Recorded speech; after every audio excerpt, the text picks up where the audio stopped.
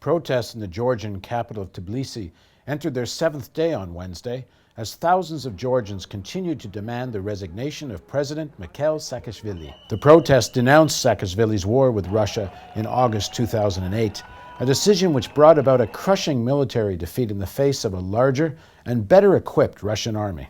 The regions of South Ossetia and Abkhazia have for long been areas of contention between Russia and Georgia. Both regions have strong independence movements supported by Russia. Georgia claims both territories as its own. When Saakashvili moved against South Ossetia that fateful summer, it set in motion not only the defeat of the Georgian army, it also pushed the two regions even further from Georgian control. I was in Georgia earlier this winter to investigate the roots of the conflict and to find out what motives the United States may have in supporting Georgia. Here's part two of my interview with Georgian newspaper publisher Malkhaz Gulashvili.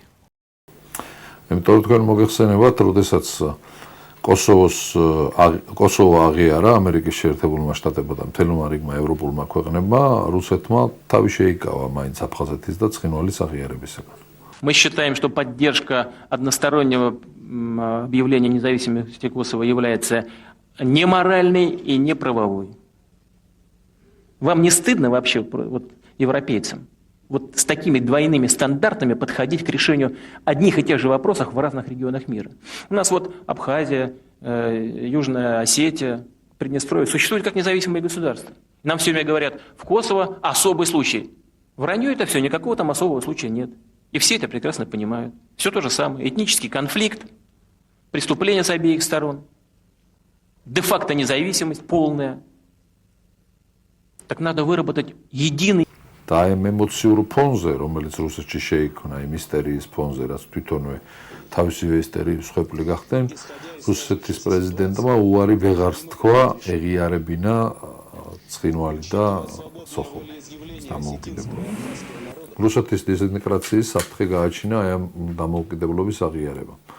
რამაც ფაქტიურად გამოიწვია უცებვე დაიწყო პროცესის წარმართვა, რომ ინგუშეთში მოხდა საკმაოდ სერიოზული გამოსვლები, აფეთქებები, ტერორისტული აქტები, დაღესტანი მიყვა მას, ჩეჩნეთში მოხდა სამხედროებზე თავდასხმა, იქ ყარაჩევ-ჩერქეზეთში რაღაც დამოუკიდებლობის მოთხოვნით დაიწყეს გამოსვლა, ასევე თურქეთში დაიბეჭდა რუკა, რომელიც ფაქტიურად წარმოადგენს რუსეთის დაშლილ რუსეთის მოდელს, რომელიც დაბეჭდეს თურქეთში მცხოვრებმა აფხაზებმა. ამ რუკაზე არის გამოსახული ფაქტიურად როგორ დაიშლება რუსეთი, როგორ დაშლილია უკვე საქართველო და რუსეთიც როგორ იშლება. ამერიკას სურს რომ რუსეთი დაშალოს და დაასუსტოს. და შესაბამისად აი ამ ნაბიჯით ფაქტიურად თვითონ არ ჩდება, მაგრამ რუსეთის ამ ნაბიჯით, რომელმაც აღიარა სოხუმის და ცხინვალის დამოუკიდებლობა, საფუძველი დაუდო დეზინტეგრაციულ პროცესს კავკასიაში. თვითონ რუსეთისვე ხელითვე. შესაბამისად, თუ ეს პროცესები მწვავეს ხასიათს მიიღებს და მოგეხსენებათ ნავთობზე ფასი დავარდნილია და ფინანსური, მაშინ აღმოჩნდება, რომ ის დოტაციები, რომლებიც რუსეთს ჰქონდა გათვალისწინებული ამ რესპუბლიკებისთვის, შეიძლება პრობლემატური აღმოჩნდეს მიწოდება ფინანსური, რაც გამოიწვევს სოციალურ აფეთქებებს ამ რეგიონებში და დესტაბილიზაციის პროცესს. If Georgia did initiate the fighting in South Ossetia last August, Gulashvili believes that such a decision could not have been made without Washington's approval. საქართველოს ყავს დირექტორი, რომელსაც ქვია მეთიუ ბრაიზა, რომელიც შეთანხმების გარეშე საქართველოს თავრობა უბრალოდ ნაბიჯს არდგამს. რომელიც ფაქტიურად დარწმუნებულია, რომ საქმის კურსში იქნებოდა, ეხლა მე არ შემილია ეს. ამერიკა ჩანს იმ მხრივ გამარჯვებული, რომ გრძელვადიანად სტრატეგიაში რუსეთის ასე თქვა დეზინტეგრაციის პროცესი დაიწყო და რუსეთს ძალიან გაუჭირდება ამ პროცესისადმი წინააღმდეგობის გაწევა და ძალიან სისხლიანი ანგარიშწორებები მოუწევს ადგილობრივ ძალებთან. Russia's fight against these independence movements has already made headlines. In Dagestan and Ingushetia, clashes between independence fighters and Russian security forces have intensified. The Bush administration had been pushing hard to get Georgia into NATO, and it's a move that's been strongly opposed by the Russian leadership. Gulashvili himself has worries about such a move. საერთოდ სადღაცა შესვლა, სადაც შედიხარ, იქ უნდა, ასე ვთქვათ, გიღებდნენ. მე როგორც ვიცი, არც გერმანია და არც საფრანგეთი მომხრე არ არის საქართველოს ნატოში მიღების, მით უმეტეს აი ამ ასე ვთქვათ, კონფლიქტის შემდეგ ისინი საკმაოდ შეშინებულები არიან. ჩვენ კარგად ვადევნებთ თვალყურს მსოფლიო პრესას, თუ რას წერენ ისინი. და იქ გამოითქმის შეშფოთებები, რომ კიდე კაი საქართველო არ იყო ნატოში მიღებული, თორე ჩვენ ხომ ახლა მსოფლიო ომში მოგვიხდებოდა ჩარევა საქართველოს სასარგებლოთო. შეიძლება ითქვას, რომ გარდა ამისა, საქართველოსთვის ამ ეტაპზე ნატოში შესვლა იქნება დაკანონება აფხაზეთის და ცხინვალის დამოუკიდებლობის. იმიტომ რომ იქ განთავსდება რუსული ბაზები, საქართველოში განთავსდება ნატოს ბაზები და ფაქტიურად ეს იქნება როგორც სამხრეთ და ჩრდილოეთ კორეა ისე გაყოფილი ერთმანეთისაგან. ეს ქართულ სახელმწიფო ინტერესებს ნამდვილად არ აწყობს.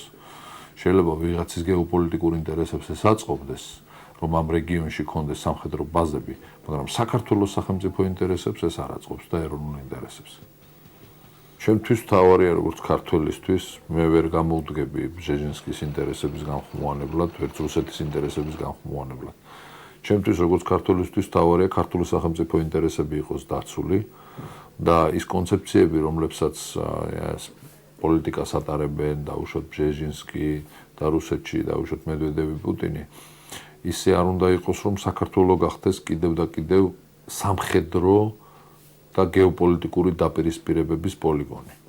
ფაქტიურად ჩვენ ეს უკვე ვნახეთ, რომ ეს გახდა უკვე ეს პოლიგონი ამერიკასა და რუსეთს შორის დაპირისპირების, ასე ვთქვათ, აპოგეა იყო ეს, ასე ვთქვათ, შეტაკება, რომელშიც ყველაზე მეტად ქართველები დაზარავდნენ.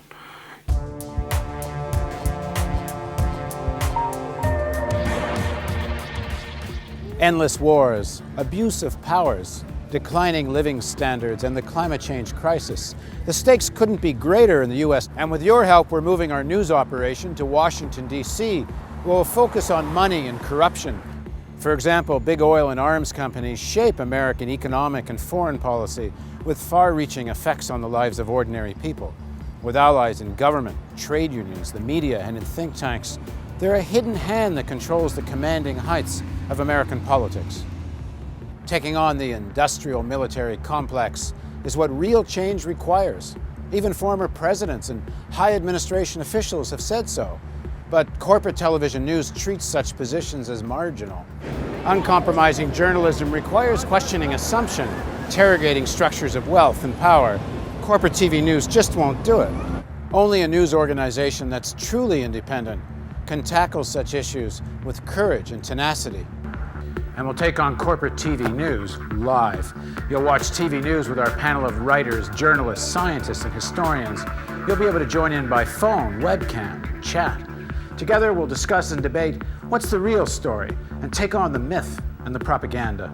But this is only possible if you support us now. We need to prove that a viewer-funded model works. So if you want the real news, we need you now. Please click on the donate button and give generously. Now's the time to decide if you want the real news to thrive. Your tax-deductible donation makes it possible. Please contribute at therealnews.com.